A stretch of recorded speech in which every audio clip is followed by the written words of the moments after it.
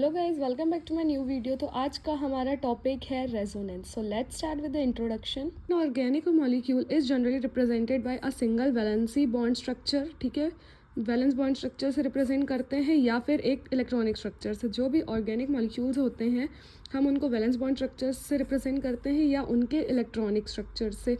Got it? And explain properties, but sometime it is difficult to explain observed properties with single structure. So guys देखिए, जो भी organic molecules होते हैं हम उसको वैलेंस बॉन्ड स्ट्रक्चर्स होते हैं जो उस बेसिस पे रिप्रेजेंट करते हैं, या फिर जो भी उसका इलेक्ट्रॉनिक स्ट्रक्चर आता है उस बेसिस पे रिप्रेजेंट करते हैं। लेकिन कई बार क्या होता है, जो भी उनकी प्रॉपर्टीज़ होती हैं ऑर्गेनिक मॉलिक्यूल की, एक सिंगल स्ट्रक्चर के बेसिस पे उसकी सभी प्रॉपर्टीज़ को एक्सप्लेन करना पॉसिबल नहीं होता है। तो उन केसेस पे कुछ ऑर्गेनिक मॉलिक्यूल जो हैं उनके कुछ डिफरेंट स्ट्रक्चर्स होते हैं, मतलब एक स्ट्रक्चर ना होके कुछ अलग अलग स्ट्रक्चर्स होते हैं जिससे उसकी हम सारी प्रॉपर्टीज़ जो हैं वो एक्सप्लेन कर पाते हैं। Now therefore the molecules have two or more than two electronic structure or valence bond structure. This method of representation is known as resonance. ठीक है, तो कुछ मॉलिक्यूल्स के दो या दो से ज़्यादा इलेक्ट्रॉनिक स्ट्रक्चर या वैलेंस बॉन्ड स्ट्रक्चर होते हैं, हम उसको रेजोनेंस बोलते हैं। और ये जो स्ट्रक्चर्स हमें मिलते हैं, दो या दो से ज़्यादा स्ट्रक्चर्स हमें मिलते हैं, हम उन स्ट्रक्चर्स को रेजोनेटिंग स्ट्रक्चर्स बोलते हैं। Got it? In the resonating structures the bond and charges are delocalise. देखिए, हमने अभी लास्ट वीडियो में पढ़ा था delocalisation of bond and charges. ठीक है, तो जो रेजोनेंस होता है उसमें सबसे अच्छा एग्जांपल, मतलब रेजोनेटिंग स्ट्रक्चर्स जो होते हैं उसमें सबसे अच्छे वे पे हम delocalise chemical bonding and charges का ऑब्जर्व कर सकते हैं। ठीक है, सो यहाँ पर जो बॉन्ड है और चार्जेस है उनका डीलोकलाइजेशन हो जाता है। Finally structure is known as resonance hybrid, और जो एंडिंग में लास्ट स्ट्रक्चर मिलता है हम उसको रेजोनेंस हाइब्रिड बोलते हैं। Got it? सो लाइज ये एग्जाम्पल है रेजोनेंस का, that is allyl carbocation prop 2 en 1 yl. Got it? तो देखिए गाइज, यहाँ पे कार्बन की 4 वैलेंसी होती है, तो गॉट इट, यहाँ पे कार्बन ने 2 बॉन्ड हाइड्रोजन से बना, ये डबल बॉन्ड। ठीक है, यहाँ भी 4 बॉन्ड्स हैं, यहाँ पर कार्बन के सिर्फ 3 बॉन्ड्स प्रेजेंट है, तो एक उसके ऊपर आ गया positive charge. Got it? That is allyl carbocation. ठीक है, अब एक पॉसिबिलिटी ये भी पॉसिबल है कि ये जो डबल बॉन्ड है दैट इज पाई बॉन्ड है, ये पाई बॉन्ड यहाँ शिफ्ट हो जाए और ये जो पॉजिटिव चार्ज है वो यहाँ आ जाए, है ना पॉसिबल। तो इसका एक स्ट्रक्चर तो ये हो गया, उसका दूसरा स्ट्रक्चर ये हो सकता है ना कि ये पाई बॉन्ड यहाँ चला गया और ये पॉजिटिव चार्ज यहाँ आ गया। ठीक है, तो इस तरह से हम बोल सकते हैं कि इस पाई बॉन्ड का डीलोकलाइजेशन हो गया, दैट सेकेंड कार्बन से, सॉरी ये फर्स्ट कार्बन पे पाई बॉन्ड है और ये शिफ्ट होके इस सेकेंड कार्बन पे आ गया ये वाला पाई बॉन्ड। ठीक है, और जो कैटायन का चार्ज है, पॉजिटिव चार्ज है, वो थर्ड कार्बन से शिफ्ट होके फर्स्ट कार्बन पर चला गया। ठीक है, तो एक ये रेजोनेटिंग स्ट्रक्चर हो गया एल कार्बोकैटायन का, और ये सेकेंड रेजोनेटिंग स्ट्रक्चर हो गया एल कार्बोकैटायन का। ठीक है, और हम ये भी बोल सकते हैं ना कि हमारे मतलब ये जो पाई बॉन्ड है ये यहाँ भी प्रेजेंट हो सकता है, यहाँ भी प्रेजेंट हो सकता है। तो ये जो कार्बोकैटायन, ये पार्शियल चार्ज यहाँ भी हो सकता है और ये पार्शियल चार्ज यहाँ भी हो सकता है। तो इस जो एंडिंग में एक स्ट्रक्चर मिलता है इसको हम बोलते हैं that is resonance hybrid. Got it? और ये जो पाई बॉन्ड का यहाँ पे डीलोकलाइजेशन हो रहा है, पॉजिटिव चार्ज का डीलोकलाइजेशन हो रहा है, इसी को हम बोलते हैं delocalised chemical bonding and delocalisation of charges. I hope यहाँ तक अपना रेजोनेंस समझ आया होगा। बेसिकली कोई भी स्ट्रक्चर का, किसी भी मॉलिक्यूल के एक स्ट्रक्चर बेसिस पे उसकी सारी ऑर्गेनिक प्रॉपर्टीज़ बताना पॉसिबल नहीं है, तो उस केसेस में उस मॉलिक्यूल के ज़्यादा स्ट्रक्चर्स आते हैं, ज़्यादा इलेक्ट्रॉनिक स्ट्रक्चर या वैलेंस बॉन्ड स्ट्रक्चर आते हैं, जिस बेसिस पे हम उसकी सारी रेजोनेटिंग प्रॉपर्टीज़ एक्सप्लेन कर सकते हैं, उसकी सारी ऑब्जर्व्ड ऑर्गेनिक प्रॉपर्टीज़ एक्सप्लेन कर सकते हैं। तो गाइज, जिस मॉलिक्यूल की जितने ज़्यादा रेजोनेटिंग स्ट्रक्चर्स होंगे, जितना ज़्यादा रेजोनेंस होगा उतनी ज़्यादा उसकी स्टेबिलिटी होगी। ठीक है, ये बहुत इंपॉर्टेंट पॉइंट है, बहुत इंपॉर्टेंट पॉइंट है कि दैट जितने ज़्यादा रेजोनेटिंग स्ट्रक्चर होंगे उतनी ज़्यादा स्टेबिलिटी होगी, and the compound having more resonating structures have more stability. Got it? तो जितना ज़्यादा रेजोनेंस उतनी स्टेबिलिटी, जितनी ज़्यादा रेजोनेटिंग स्ट्रक्चर उतनी ज़्यादा स्टेबिलिटी उस मॉलिक्यूल में आ जाएगी। और एक एग्जांपल देखते हैं, रेजोनेटिंग स्ट्रक्चर ऑफ क्लोरोबेंजीन। ठीक है, chlorobenzene, understand the resonating structure with chlorobenzene. ठीक है, ये बेंजीन है, ये हो गया क्लोरीन, इसके पास 3 लोन पेयर हैं और यहाँ पर प्रेजेंट हैं सारे बॉन्ड्स। Got it? यहाँ प्रेजेंट है सारे बॉन्ड्स। ठीक है, अब ये जो लोन पेयर है वो इस पोजीशन पे आकर डबल बॉन्ड बनाएगा। ठीक है, डबल बॉन्ड बनाएगा और ये वाला जो बॉन्ड है वो ऑर्थो पोजीशन पे आके नेगेटिव चार्ज बनाएगा। ठीक है, तो ये हो गया क्लोरोबेंजीन का एक structure. Now second structure that is possible कि यहाँ पे डबल बॉन्ड आ गया। ठीक है, इसके पास इलेक्ट्रॉन डेफिशिएंट हो गया तो इसके ऊपर पॉजिटिव चार्ज आ गया, सॉरी इस पोजीशन पे लगाना पॉजिटिव चार्ज। ठीक है, और ये वाला बॉन्ड यहाँ नेगेटिव चार्ज बना लिया, बाकी दो बॉन्ड्स एज इट इज़। ठीक है, नेक्स्ट स्टेप पे क्या पॉसिबल है, ये सेकंड रेजोनेटिंग स्ट्रक्चर हो गया। नेक्स्ट स्टेप पे क्या पॉसिबल है कि ये नेगेटिव चार्ज इस पोजीशन पे आ जाए और ये वाला बॉन्ड इस पोजीशन पे आ जाएगा। ठीक है, तो इस पोजीशन पे ये नेगेटिव चार्ज, इस पोजीशन पे ये बॉन्ड, और बाकी चीज़ें हमारी एज इट इज़ आएंगी।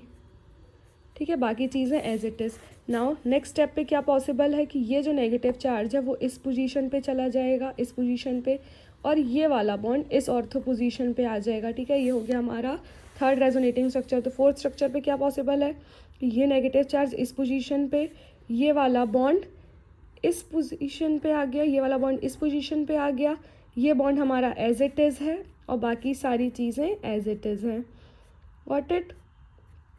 नाउ नेक्स्ट स्टेप में क्या पॉसिबल है कि अब ये जो नेगेटिव चार्ज है वो वापस से इस पोजीशन पे आके बॉन्ड बनाएगा। ठीक है, अब जब डबल बॉन्ड यहाँ ऑलरेडी बन रहा है तो ये वाला बॉन्ड वापस से ऊपर शिफ्ट हो जाएगा।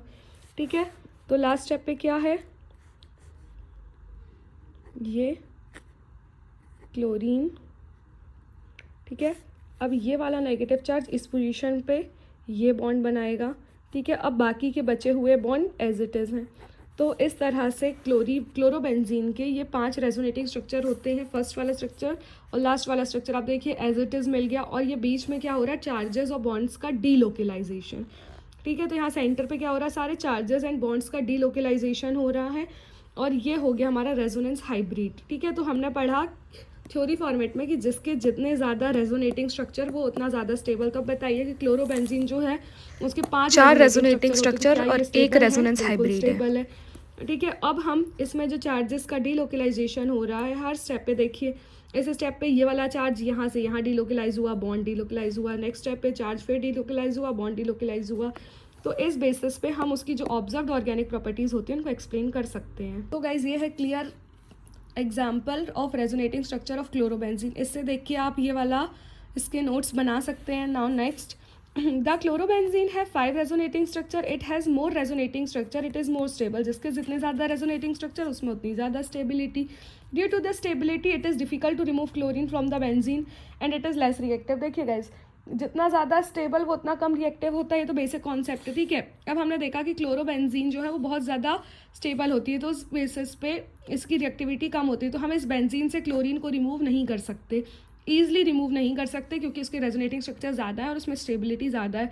इसलिए क्लोरोबेंजीन को रिमूव करके रिएक्शन में इन्वॉल्व कराना, रिएक्शन कराना पॉसिबल नहीं होता। इसलिए हम बोल सकते हैं कि जो क्लोरोबेंजीन है वो less reactive and more stable होती है। Now resonance theory, basically resonance theory क्या होती है और उसमें क्या क्या रूल्स हैं। ठीक है, so the resonance theory is only based on concept of resonance. जो रेजोनेंस थ्योरी है या उसके रूल्स हैं वो सारे रेजोनेंस कॉन्सेप्ट पे ही बेस्ड है। तो उसके कुछ पोस्टुलेट्स हैं, let's see the postulates. First postulate of resonance theory is whenever the molecule have more than 2 electronic या valence bond structure is known as resonance। तो बेसिकली ये डेफिनेशन ही है कि जब भी कोई किसी भी मॉलिक्यूल के 2 या 2 से ज़्यादा electronic and valence bond structures आते हैं तो हम इस फिनोमिना को रेजोनेंस बोलते हैं, और ये जो इलेक्ट्रॉनिक या वैलेंस बॉन्ड स्ट्रक्चर्स होते हैं इन स्ट्रक्चर्स को हम बोलते हैं resonating structures. Now second postulate that the molecule is said to be resonance hybrid. ठीक है, जो इनिशियल मॉलिक्यूल है उसको हम बोलेंगे रेजोनेंस हाइब्रिड, या लास्ट वाला जो स्ट्रक्चर बनता है उसको रेजोनेंस हाइब्रिड बोलते हैं फाइनल, और जो उसके बीच में इलेक्ट्रॉनिक स्ट्रक्चर्स अरेंजमेंट होते हैं उस रेजोनेंस हाइब्रिड को बनाने के लिए उसको हम बोल सकते हैं सारे कॉन्ट्रीब्यूटिंग स्ट्रक्चर्स। Got it? तो बेंजीन के केस में देख लीजिए, ये जो इनिशियल वाला स्ट्रक्चर है ये हमारा रेजोनेंस हाइब्रिड है, और फाइनल स्ट्रक्चर और फर्स्ट स्ट्रक्चर दोनों सेम है, तो ये दोनों रेजोनेंस हाइब्रिड हो गया, और उसके बीच में ये जो सारे स्ट्रक्चर्स बचे, सो बेसिकली ये second, third and fourth structure है, ये कहलाता है हमारा कॉन्ट्रीब्यूटिंग स्ट्रक्चर जो रेजोनेंस हाइब्रिड बनाने में कॉन्ट्रीब्यूट करता है। ठीक है, ये इनिशियल ये फाइनल दोनों सेम है, दोनों रेजोनेंस हाइब्रिड है, बट इन दोनों स्ट्रक्चर को बनाने में देखिए इससे शुरू किया हमने, वापस से हमें ये स्ट्रक्चर मिल गया, तो ये जो बाकी के 3 स्ट्रक्चर्स है ये कहलाते हैं रेजोनेंस हाइब्रिड। और third postulate, the more number of contributing structures greater stability. जितने ज़्यादा कॉन्ट्रीब्यूटिंग स्ट्रक्चर्स होते हैं उतनी ज़्यादा स्टेबिलिटी। जैसे क्लोरोबेंजीन के केस में 3 कॉन्ट्रीब्यूटिंग स्ट्रक्चर्स हैं तो उतनी ज़्यादा उसकी स्टेबिलिटी होती है। जितने number of unpaired electrons contributing structures में होते हैं वो सारे सेम होते हैं। देखिए जैसे यहाँ भी कॉन्ट्रीब्यूटिंग स्ट्रक्चर्स ये तीनों हैं, तीनों में लोन पेयर सेम है। देखिए यहाँ भी 2 लोन पेयर है, यहाँ भी 2 लोन पेयर है, और इस वाले कॉन्ट्रीब्यूटिंग स्ट्रक्चर्स में भी 2 लोन पेयर है। सो बेसिकली यहाँ पे जो भी कॉन्ट्रीब्यूटिंग स्ट्रक्चर्स हैं वहाँ लोन पेयर का नंबर सेम होता है। Now fifth one, the large number of covalent bond in the contributing structures have greater stability than that of structure. Basically fifth point में ये है कि जो हमारे कॉन्ट्रीब्यूटिंग स्ट्रक्चर्स होते हैं यहाँ पे जो कोवेलेंट बॉन्ड है that is sigma bonds and pi bonds, ठीक है। तो जो भी सिग्मा बॉन्ड्स और पाई बॉन्ड्स होते हैं कॉन्ट्रीब्यूटिंग स्ट्रक्चर्स में, उनकी स्टेबिलिटी ज़्यादा होती है, मतलब इनमें जो बॉन्ड्स बने हैं उनकी स्टेबिलिटी ज़्यादा होगी as compare to original structure से। क्यों? क्योंकि यहाँ पे बॉन्ड्स का क्या हो रहा है, डिलोकलाइजेशन। तो इस वजह से जो कोवेलेंट बॉन्ड्स हैं उनकी स्टेबिलिटी ज़्यादा होती है कॉन्ट्रीब्यूटिंग स्ट्रक्चर्स में that the final structures. Got it? Now move to the last postulate that the resonance hybrid is more stable than the contributing structure because of resonance energy, ठीक है। Bonds तो ये होते हैं, ठीक है, बॉन्ड्स कोवेलेंट बॉन्ड्स ज़्यादा stable होते हैं। We are not talking about the structure, we are talking about that covalent bonds. तो यहाँ पे जो कोवेलेंट बॉन्ड्स प्रेजेंट होते हैं वो स्टेबल होते हैं, ठीक है। बट स्ट्रक्चर, ये जो हाइब्रिड स्ट्रक्चर है ये ज़्यादा स्टेबल होता है बिकॉज ऑफ रेजोनेंस एनर्जी। इसकी रेजोनेंस एनर्जी जो है उस वजह से ये वाला स्ट्रक्चर स्टेबल होता है एंड बॉन्ड्स जो हैं वो ये वाले स्टेबल होते हैं, ठीक है। कोवेलेंट बॉन्ड्स कॉन्ट्रीब्यूटिंग स्ट्रक्चर के ज़्यादा स्टेबल होते हैं एंड स्ट्रक्चर हमारा हाइब्रिड स्ट्रक्चर स्टेबल होता है। आई होप ये दोनों पॉइंट्स क्लियर हुए होंगे। Now let's move to the criteria of resonance, ठीक है। क्राइटेरिया ऑफ रेजोनेंस, तो first criteria is shortening of bond length, ठीक है। So the bond length of resonance hybrid is short and small than the resonating structures, ठीक है। तो जो bond length होती है रेजोनेंस हाइब्रिड की, इसकी जो बॉन्ड लेंथ है वो इनकी कंपैरिजन में शॉर्ट होगी, ठीक है। तो स्ट्रक्चर की जो बॉन्ड लेंथ है वो हमेशा कॉन्ट्रीब्यूटिंग स्ट्रक्चर की बेसिस पे शॉर्ट होगी, ये इसका फर्स्ट क्राइटेरिया हो गया। Second criteria is resonance energy. The molecule is stable then it is required more energy to break bonds, ठीक है। अगर मॉलिक्यूल हमारा स्टेबल होगा, जैसे हमने बोला कि हमारा हाइब्रिड रेजोनेट मतलब जो हाइब्रिड स्ट्रक्चर होता है वो स्टेबल होता है, ठीक है। तो उस केसेस में हमें बॉन्ड को ब्रेक करने के लिए एनर्जी ज़्यादा चाहिए। The energy required for the resonating structure is known as resonance energy. तो रेजोनेटिंग स्ट्रक्चर्स बनाने के लिए जो एनर्जी लगती है हम उसको क्या बोलते हैं, रेजोनेंस एनर्जी। थर्ड पॉइंट है स्टेबलाइजेशन। स्टेबलाइजेशन, जितने ज़्यादा स्ट्रक्चर उतनी ज़्यादा स्टेबिलिटी। ये कॉन्सेप्ट हम स्टार्टिंग से पढ़ते आ रहे हैं, है ना। जितने ज़्यादा रेजोनेटिंग स्ट्रक्चर्स होंगे उस मॉलिक्यूल में उतनी ज़्यादा स्टेबिलिटी होगी। Let's move to the last concept of this whole topic that is importance of resonance. हमने रेजोनेंस ऑर्गेनिक केमिस्ट्री में पढ़ा, इसकी बहुत ज़्यादा इंपॉर्टेंस है ऑर्गेनिक केमिस्ट्री में, ठीक है। Now first part is that first point in resonance structures has electron that move around it tends to be more stable, ठीक है। तो जो इलेक्ट्रॉन्स वहाँ पे रिवॉल्व मूव हो रहा है, मैंने देखा ना कि ऑर्थो पोजीशन मेटा पोजीशन में चार्जेस बॉन्ड्स का डिलोकलाइजेशन हो रहा है, उस वजह से उसकी स्टेबिलिटी आती है। और ऑर्गेनिक मॉलिक्यूल स्टेबल करने में रेजोनेंस का बहुत बड़ा हाथ है। लास्ट पॉइंट, ऑब्जर्व करने के लिए सारे कंपाउंड में हमने फर्स्ट में ही ये चीज़ देखी कि ऑर्गेनिक मॉलिक्यूल के एक स्ट्रक्चर से पॉसिबल नहीं है उसकी सारी प्रॉपर्टीज़ को एक्सप्लेन करना, इसीलिए हमें रेजोनेंस की नीड होती है। तो रेजोनेंस की हेल्प से हमारे पास कई स्ट्रक्चर्स आ जाते हैं जिसके बेसिस पे हम उसकी ऑब्जर्व्ड प्रॉपर्टीज़, जो डिफरेंट प्रॉपर्टीज़ हैं ऑर्गेनिक मॉलिक्यूल की, उसको एक्सप्लेन कर सकते हैं। आई होप ये टॉपिक आपको समझ आया होगा। Please like, share and subscribe. And अगर आपको इन सभी के हैंड रिटन नोट्स चाहिए हैं तो please message me in comment section, I will provide the whole PDF. Got it? Thanks for watching.